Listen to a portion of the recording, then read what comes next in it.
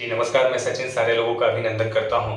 उम्मीद करता हूं मेरे दोस्तों आप अच्छे होंगे और जो भी चीज़ें हैं उनको उस समय का आप सदुपयोग कर रहे होंगे। जो भी स्रोत आपके पास हैं उसके सदुपयोग से आप पढ़ाई अपनी कंटिन्यू कर रहे होंगे। तो मेरे भाई हम बात कर रहे थे उत्तर प्रदेश जीके के बारे में और उत्तर प्रदेश जीके में हमने उत्तर प्रदेश के ऐतिहासिक घटनाओं के बारे में हम चर्चा कर रहे थे, जिसमें लास्ट क्लास में हमने सल्तनत काल तक चर्चा की थी, जिसमें मैंने आपको बताया था कि जब दिल्ली सल्तनत का अंतिम डायनेस्टी चल रहा था, दिल्ली सल्तनत में अंतिम वंश चल रहा था लोधी वंश, तो लोधी वंश का ही अंतिम शासक हुआ इब्राहिम लोदी और इब्राहिम लोदी के ही शासन काल में बाबर का भारत में आक्रमण हुआ और लड़ा गया फर्स्ट बैटल ऑफ पानीपत। और हम सब जानते हैं इस पानीपत के प्रथम युद्ध में बाबर ने इब्राहिम लोदी को पराजित किया और इब्राहिम लोदी को पराजित करके मुगल वंश की स्थापना की थी। तो हम सब जानते हैं मेरे भाई कि मुगलों की प्रथम राजधानी ही कहाँ पे हुआ करती थी, आगरा हुआ करती थी। उसके बाद हम सब जानते हैं कि बाबर के मृत्यु के बाद बाबर को दफनाया भी गया था कहाँ पे,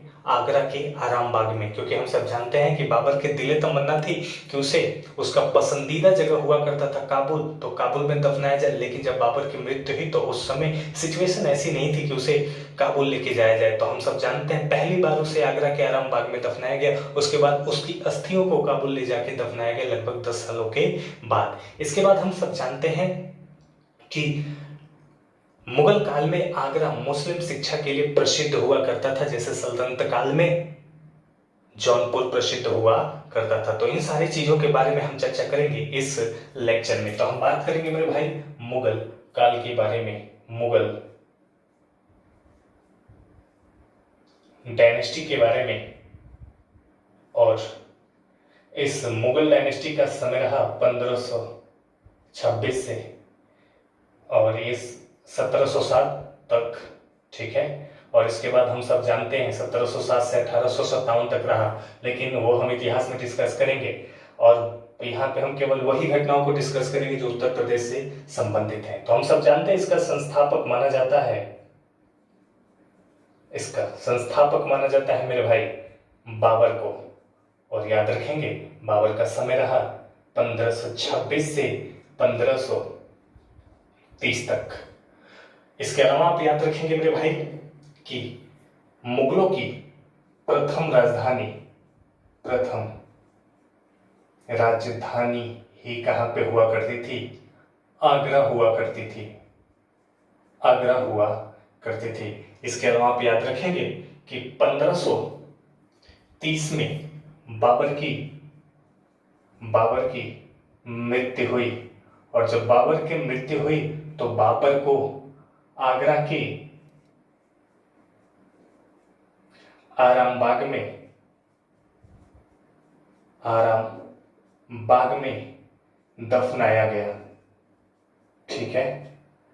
लेकिन आपसे बाबर का मकबरा पूछे तो मैं लिख देता हूं, लेकिन इसका मकबरा कहां पे है मेरे दोस्तों, तो इसका मकबरा है काबुल में, इसका मकबरा है काबुल में। लगभग 10 सालों के बाद इसकी अस्थियों को काबुल में ले जाके दफनाया गया, क्योंकि बाबर की दिली तमन्ना थी कि उसका मकबरा कहाँ पे बनाया जाए, काबुल में बनाया जाए। इसके बाद आप सब याद रखेंगे कि आगरा मेरे दोस्तों मुगल काल में मुस्लिम शिक्षा के लिए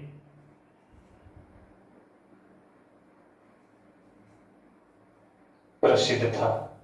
आगरा मुस्लिम शिक्षा के लिए प्रसिद्ध हुआ करता था, या यूं कह लें मेरे भाई कि आगरा मुस्लिम शिक्षा का प्रसिद्ध केंद्र हुआ करता था।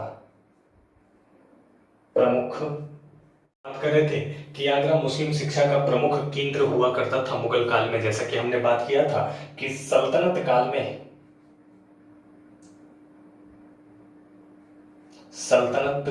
में जौनपुर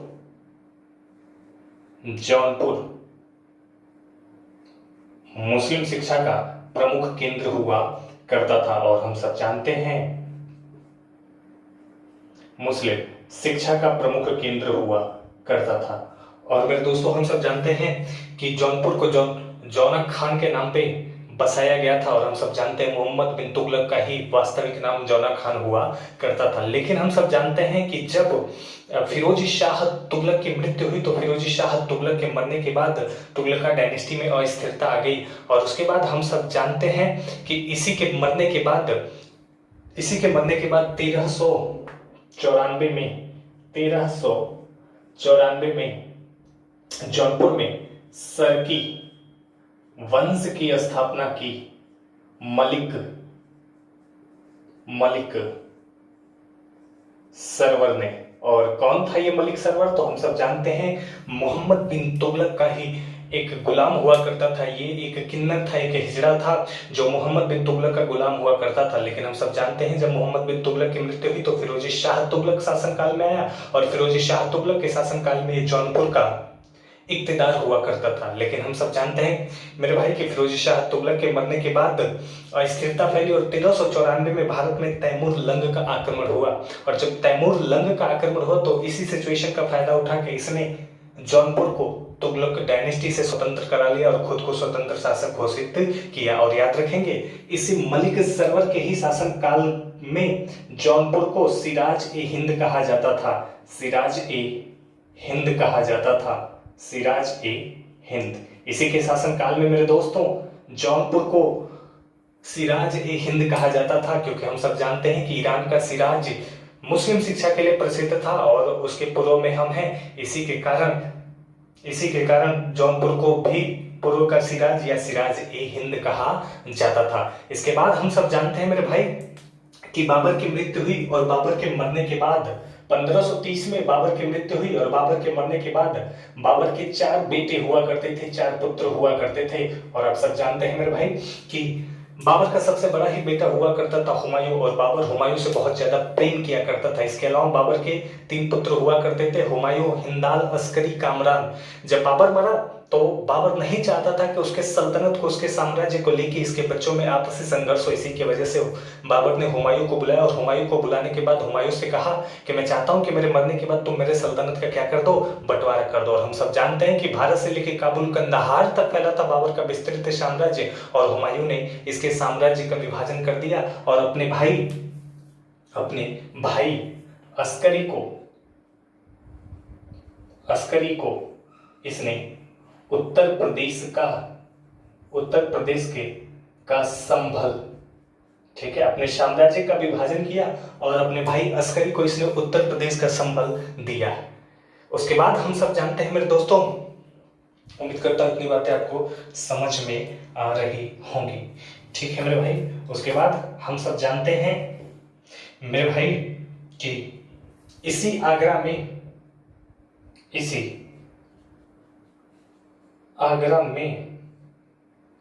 अकबर ने आगरा का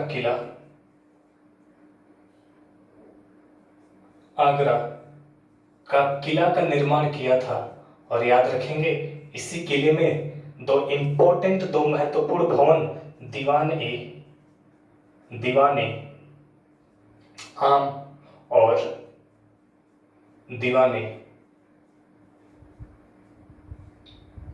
खास बनवाया था। और याद रखेंगे ये दीवाने आम लोगों के लिए था और दीवाने खास लोगों के लिए हुआ करता था, ठीक है। तो ये भी कहां पे था? आगरा में था। उसके बाद याद रखेंगे कि आगरा में है ईतमा दुदौला का मकबरा। आगरा में ही स्थित है ईतमा दुदौला का मकबरा।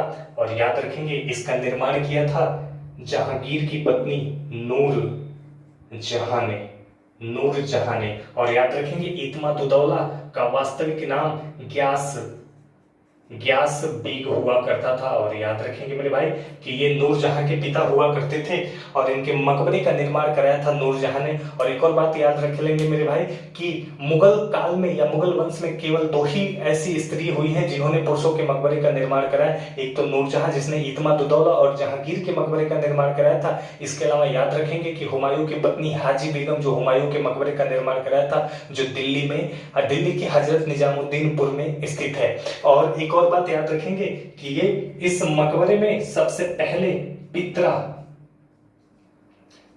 दुरा शैली का प्रयोग किया गया था। और मेरे दोस्तों ये पित्रादुरा शैली क्या है, तो याद रखेंगे ये पित्रादुरा शैली एक ईरानी आर्ट है। ठीक है, एक ईरानी आर्ट है। और याद रखेंगे कि जो एक ये ईरानी कला है।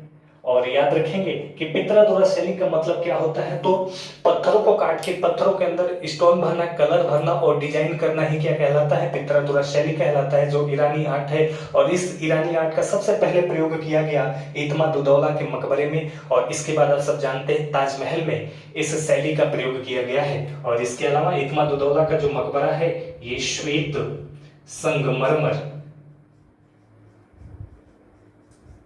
संगमरमर से निर्मित है। और याद रखेंगे इसी आगरा में लगा करता था मीना बाजार। और आगरा के इसी मीना बाजार में मेरे भाई हम सब जानते हैं कि सर्वप्रथम नूरजहां को देखा था किसने, जहांगीर ने। सर्वप्रथम नूरजहां को देखा था जहांगीर ने। और उसके बाद हम सब जानते हैं कि नूरजहां को देखने के बाद नूरजहां की सुंदरता पे लट्टू हो गया था जहांगीर। और उसके बाद उसके पति शेर अफगान की हत्या करवा के और नूरजहां से इसने क्या कर लिया था, विवाह कर लिया था। इसके बाद मेरे भाई हम आगे बढ़ते हैं और उसके बाद हम बात करेंगे और इंपॉर्टेंट चीजों के बारे में जो उत्तर प्रदेश से हैं। ठीक है, इसके बाद हम सब जानते हैं मेरे भाई कि अकबर के शासन काल में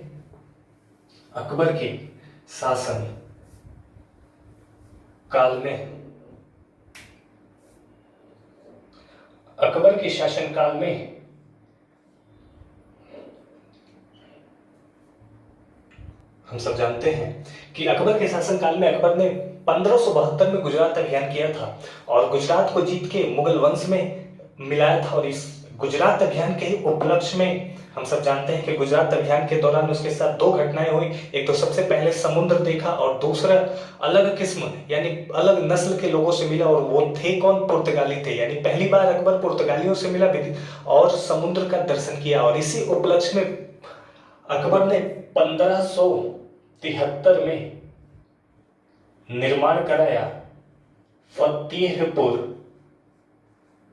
फतेहपुर सीकरी में बुलंद दरवाजा का। ठीक है, बुलंद दरवाजा का। और इसके साथ याद रखेंगे कि 1573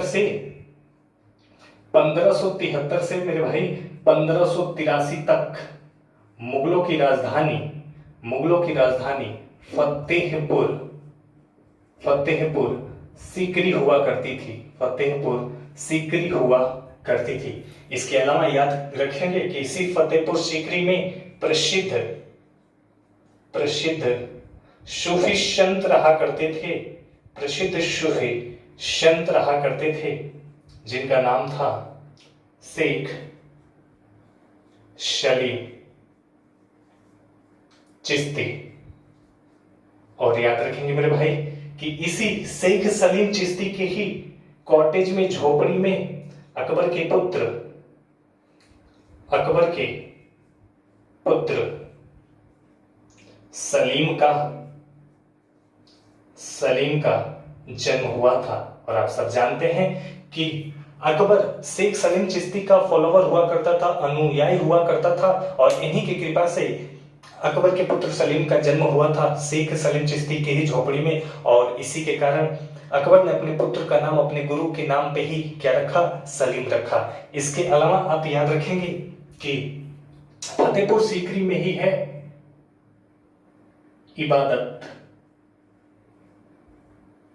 खाना, पंच महल, मरियम महल।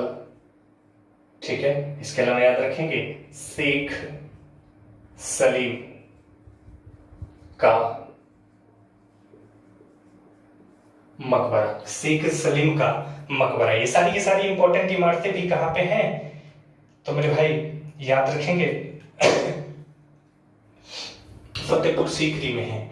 इसके अलावा 1583 में याद रखेंगे 1583 में अकबर ने प्रयाग का नाम बदल के इलाहाबाद रख दिया। और आप सब जानते हैं कि 2018 में इसका नाम योगी आदित्यनाथ ने क्या कर दिया, प्रयाग राज कर दिया। तो अकबर के ही शासनकाल में 1583 में याद रखेंगे प्रयाग का नाम बदल के इलाहाबाद रखा गया था। लेकिन भाजपा सरकार में 2018 में योगी आदित्यनाथ जो उत्तर प्रदेश के मुख्यमंत्री हैं, योगी आदित्यनाथ के ही द्वारा इसका नाम पुनः क्या कर दिया गया, प्रयाग राज कर दिया गया। इसके अलावा आप याद रखेंगे कि अकबर ने इलाहाबाद में ही इलाहाबाद किले का निर्माण कराया था। इलाहाबाद किले का निर्माण कराया था। और इसके अलावा आप याद रखेंगे कि अकबर का पुत्र हुआ सलीम या जहांगीर। और याद रखेंगे जहांगीर मनसबदार हुआ करता था इलाहाबाद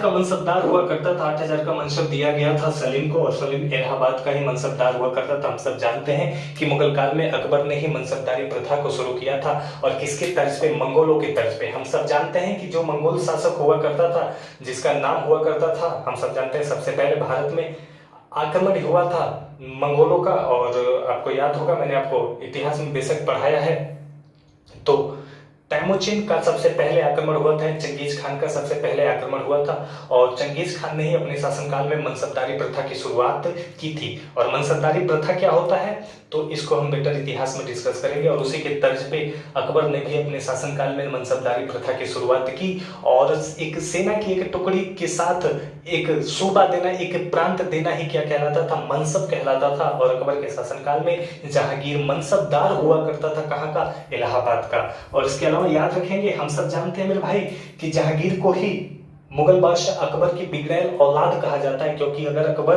अपने शासनकाल में किसी से सबसे ज्यादा परेशान रहा तो कौन था, जहांगीर था। कभी अनारकली को लेके तो कभी पुर्तगालियों के साथ विद्रोह को लेके। तो याद रखेंगे, जब इलाहाबाद का मनसबदार हुआ करता था जहांगीर, तो जहांगीर ने ही किया इलाहाबाद में हुआ जहांगीर का विद्रोह।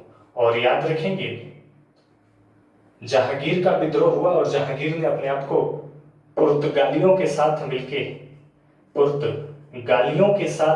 अपने आप को इलाहाबाद का स्वतंत्र शासक घोषित किया। इलाहाबाद का स्वतंत्र शासक घोषित किया था।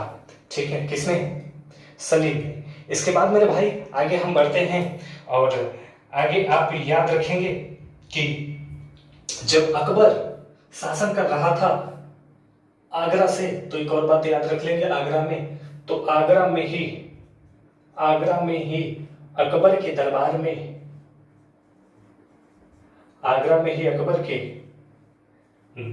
में आने वाला अंग्रेज था रॉल्फ फिंच, जो आप सब जानते हैं ये अंग्रेज हुआ करता था, जो अकबर के समकालीन अकबर के दरबार में आया था। हम सब जानते हैं 1599 में अकबर के दरबार में दो अंग्रेजों का आगमन हुआ, जिसमें से एक व्यक्ति हुआ करता था रॉल्फ फिंच, जो आगरा में ही अकबर के दरबार में आया था। इसके बाद मेरे भाई आगे हम बात करें तो हम सब जानते हैं कि मैंने अभी बताया कि सबसे ज्यादा परेशान हुआ करता था अकबर किससे, जहांगीर से। और हम सब जानते हैं अकबर के नवरत्नों में से एक रत्न हुआ करते थे अबुल फजल। और याद रखेंगे 1602 में जहांगीर ने अबुल, उम्मीद करता हूं यहां तक दिख रहा होगा, अबुल फजल की हत्या करवा दी, अबुल फजल की हत्या करवा दी। और आप सब जानते हैं कि ओरछा शासक हुआ करता था, हत्या करवा दी किसके द्वारा, तो यहां पे मैं लिख रहा हूं ओरछा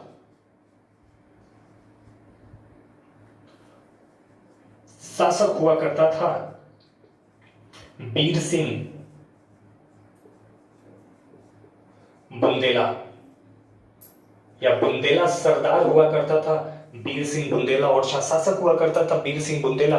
और ये जहांगीर के ही शासनकाल में हुआ करता था और इसका एक वफादार हुआ करता था। और इसी बीर सिंह बुंदेला के द्वारा ही जहांगीर ने अबुल फजल की क्या करवा दी, हत्या करवा दी। और याद रखेंगे कि अबुल फजल अकबर के नौरत्नों में से एक हुआ करते थे। और जब अकबर के नौरत्न अबुल फजल की हत्या करवा दी जहांगीर ने, तो अकबर ने जहांगीर से रुष्ट हुआ। और आप सब जानते हैं कि अकबर ने इसे अपना उत्तराधिकारी घोषित करने से मना कर दिया। बाद में समझौता कहते हैं जहांगीर को अपना उत्तराधिकारी घोषित किया था। इसके बाद बीर सिंह बुंदेला वही व्यक्ति है मेरे भाई जिसने झांसी की स्थापना की थी। याद रखेंगे, इसने झांसी की स्थापना की। ठीक है, बीर सिंह बुंदेला ने झांसी की, बुंदेला ने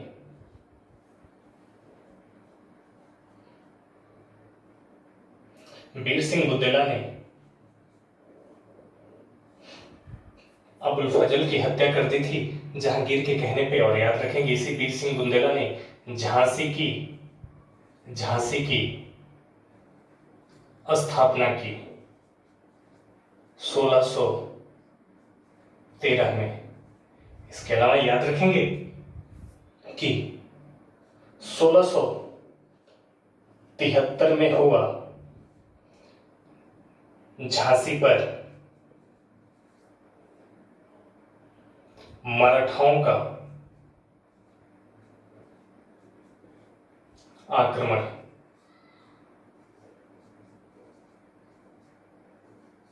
और याद रखेंगे लड़ा गया बैटल ऑफ जैतपुर का युद्ध। और याद रखेंगे कि इस समय झांसी का शासक हुआ करता था छत्रसाल और मराठा पेशवा हुआ करता था बाजीराव प्रथम, जो क्या था, मराठाओं का पेशवा था। और याद रखेंगे मेरे भाई कि 1673 में बैटल ऑफ जैतपुर में मराठाओं ने झांसी पे अधिकार कर लिया और छत्रसाल ने मराठाओं की अधीनता स्वीकार करके झांसी को मराठाओं के अधीन सौंप दिया। इसके बाद हम सब जानते हैं मेरे भाई, सॉरी डेट को एडिट कर लीजिएगा, 1632 लिखिएगा। ठीक है, इसके बाद हम सब जानते हैं मेरे भाई कि झांसी का प्रथम स्वतंत्र शासक, first independent ruler of Jhansi was Gangadhar Rao. याद रखेंगे गंगा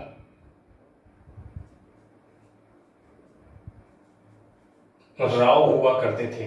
और आप सब जानते हैं मेरे भाई कि इन्हीं की पत्नी हुआ करती थी रानी लक्ष्मी बाई।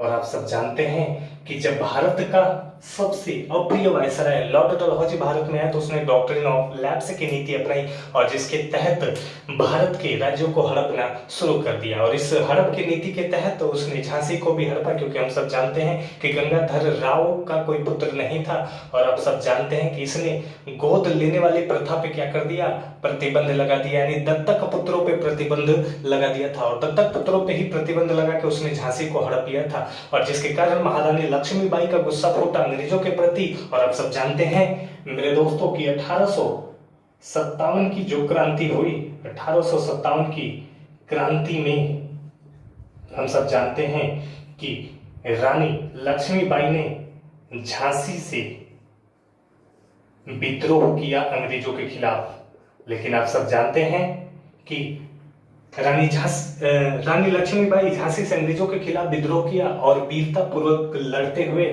अंग्रेज शासक हुआ करता था कैप्टन हिरोज।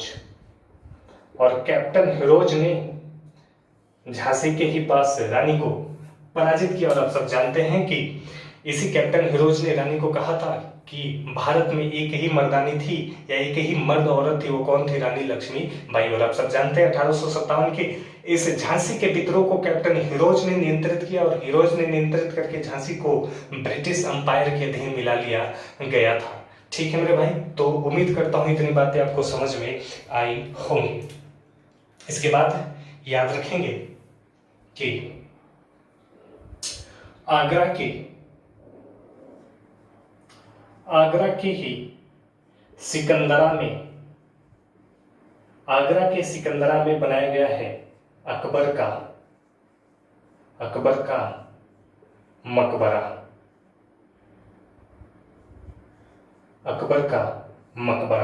इसके अलावा भी याद रखेंगे इसी आगरा किले के ही बाहर मुगल बादशाह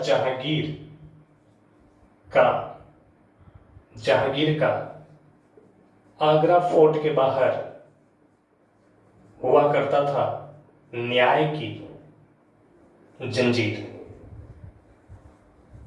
और याद रखेंगे न्याय की जंजीर किससे बनी थी? तो सोने से बनी थी।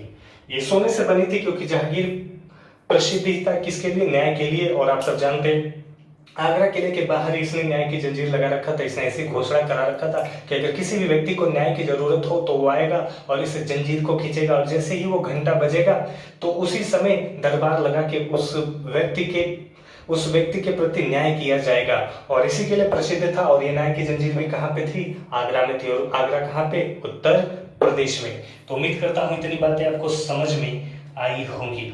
उसके बाद मेरे भाई आगे बढ़ते हैं, ठीक है। और याद रखेंगे झांसी में है रानी लक्ष्मीबाई का महल, ठीक है, रानी लक्ष्मीबाई का महल। इसके अलावा आप याद रखेंगे कि यहीं पे मेहंदी बाग और महादेव मंदिर है। और याद रखेंगे ये इस समय एक प्रसिद्ध पर्यटक स्थल माना जाता है। तो ये भी कहाँ पे है? रानी लक्ष्मीबाई का महल, मेहंदी बाग और महादेव मंदिर, ये झांसी में स्थित है, जो इस समय पर्यटक माना जाता है, प्रसिद्ध पर्यटक माना जाता है। तो ये भी उत्तर प्रदेश में ही स्थित है। इसके अलावा मेरे भाई हम बात करें कुछ और इम्पोर्टेंट अकबर के शासनकाल से और कुछ इम्पोर्टेंट महत्वपूर्ण बातों के बारे में, तो आप सब जानते हैं कि अकबर के नवरत्नों में से एक रत्न हुआ करते थे। अकबर के नवरत्न, 9 जेम्स ऑफ अकबर। और आप सब जानते हैं एक नवरत्न हुआ करते थे जिनका नाम था बीरबल। और याद रखेंगे इन बीरबल का वास्तविक नाम हुआ करता था महेश दास। बीरबल का वास्तविक नाम हुआ करता था दोस्तों महेश दास, ठीक है। और याद रखेंगे इनका जन्म उत्तर प्रदेश के जालौन जिला के कालपी नामक स्थान पर हुआ था। उत्तर प्रदेश के जालौन जिले के कालपी नामक स्थान पे हुआ था किसका? महेश दास का जन्म। और इंपॉर्टेंट बात याद रखेंगे बीरबल के बारे में, हम सब जानते हैं 1583 में अकबर ने एक नया धर्म चलाया था, दीन ए इलाही। और याद रखेंगे इस दीन ए इलाही यानी इसे अल्लाह का धर्म बताया था अकबर ने, और इस दीन ए इलाही को एडॉप्ट करने वाले एक ही व्यक्ति हुआ करते थे, कौन? बीरबल। इस धर्म को अपनाया था किसने? केवल बीरबल ने, ठीक है ना। इस धर्म को अपनाया था किसने? बीरबल ने। इसके बाद याद रखेंगे कि यहीं पे जालौन में ही है बीरबल का रंग महल, यहीं पे स्थित है बीरबल का रंग महल। तो ये सारी की सारी इंपॉर्टेंट चीजें कहाँ पे हैं? उत्तर प्रदेश में हैं। इसके बाद याद रखेंगे मेरे भाई कि उत्तर प्रदेश का जो बांदा है, बांदा जिला, इस बांदा जिले में अकबर के ही समकालीन एक प्रसिद्ध व्यक्ति हुआ करते थे जिनका नाम आपने सुना होगा, तुलसीदास। तो बात करते हैं उत्तर प्रदेश के बांदा जिले के बारे में, ठीक है। बांदा, और याद रखेंगे कि तुलसी दास का जन्म बांदा जिले के राजापुर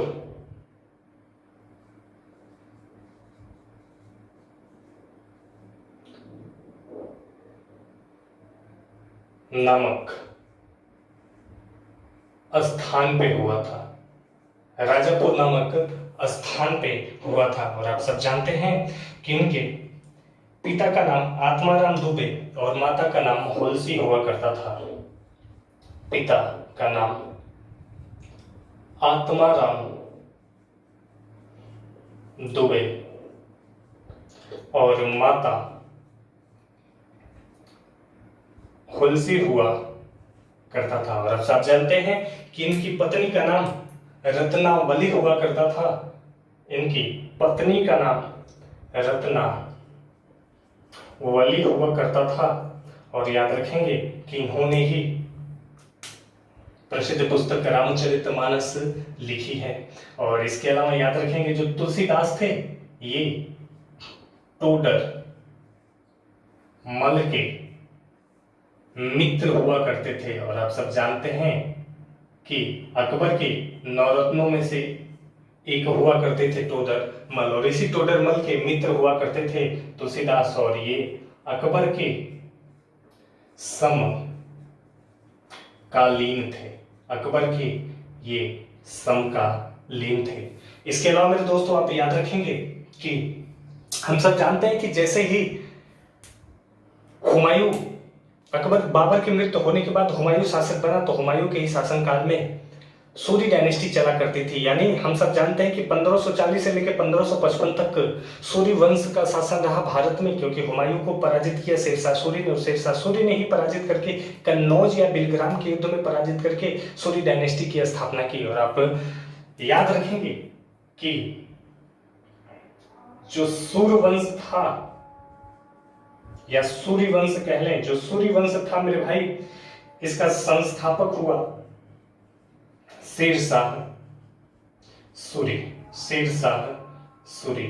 और याद रखेंगे इसने 1545 में किया कालिंजर अभियान।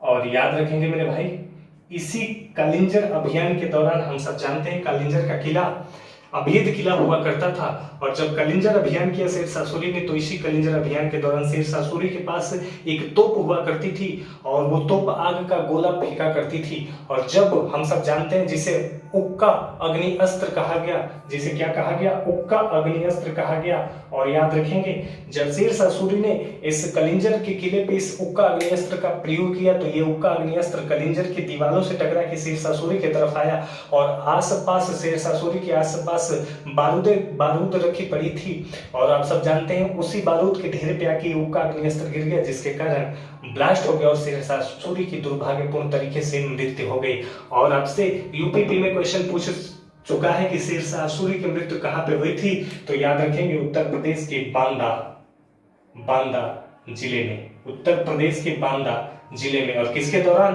कलिंजर अभियान के दौरान उक्का अग्निअस्त्र चलाते समय शेरशाह सूरी की मृत्यु हुई। ठीक है मेरे दोस्तों, इसके बाद मेरे भाई आगे बढ़ते हैं, ठीक है, और बात करते हैं कुछ और इम्पोर्टेंट चीजों के बारे में, ठीक है ना। तो उम्मीद करता हूं इतनी बातें आपको समझ में आई होंगी। उसके अलावा आप एक और बात याद रखेंगे कि 1202 में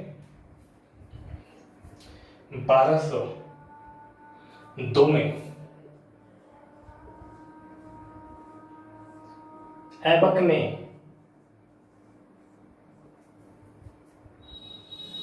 परमर्दी देव को पराजित करके कलिंजर पर अधिकार किया था। और यह आप सब जानते हैं कि जो कलिंजर दुर्ग था ये राजपूतों का एक भव्य किला हुआ करता था, ठीक है, जिसपे समय समय पे मुस्लिम शासकों ने आक्रमण किया और अपने शासनकाल में अपने अधीन किया, और जिसमें से हम सब जानते हैं शेरशाह सूरी भी हुआ करता था। और इसी कलिंजर अभियान के दौरान इसकी क्या हो गई? मृत्यु हो गई। तो उम्मीद करता हूं मेरे भाई इतनी बात आपको समझ में आई होगी, ठीक है। और ये बातें मैंने आपको इतिहास में भी समझा है। और आप सब जानते हैं चंदेल शासक हुआ करते थे, ये परमर्दी देव क्या हुआ करते थे? तो चंदेल वंश के या चंदेल शासक हुआ करते थे। तो इतनी बातें आपको याद रखनी है यहाँ से। तो उम्मीद करता हूँ मेरे भाई इतनी बात आपको समझ में आई होगी। तो आज की कहानी यहीं पर रखते हैं मेरे भाई, अगली क्लास में आपसे फिर से रूबरू होंगे और इससे आगे की घटनाओं के बारे में जिक्र करेंगे। तो उम्मीद करता हूँ ये लेक्चर आपको पसंद आएगा। ज़्यादा से ज़्यादा पूरा वीडियो आप देखा करें और ज़्यादा से ज़्यादा इसे शेयर किया करें, ताकि जो भी लोग हैं जिनके पास जो भी यूपी से संबंधित जिनको भी एग्जाम देना है उनके लिए चीज़ें कारगर साबित हों। तो आज के लिए इतना ही मेरे भाई, आगे मिलते हैं अगली क्लास में और इससे आगे की चीज़ें डिस्कस करेंगे। Thank you so much.